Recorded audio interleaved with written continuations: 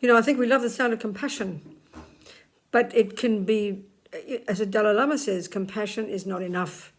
We need wisdom. So what does that mean? Well, you know, we need to work on our own minds first, which in a sense means we have to have compassion for ourselves. And what does that mean?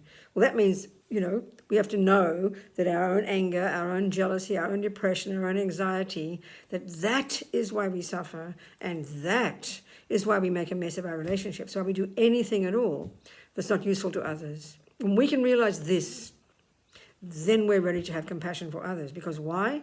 Because they're in exactly the same boat. Because everybody, look around the world, look at the harm other people do to each other. Why?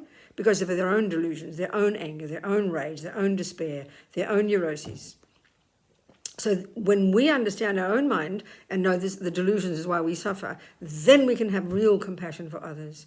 Right now we just have compassion for the little pussycat who gets hurt, or the poor people, or for the children, you know. But that turns into anger very quickly.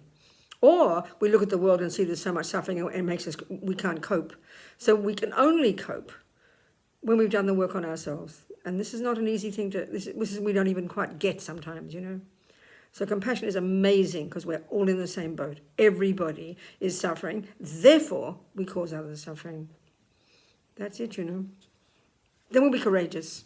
Then we'll never give up.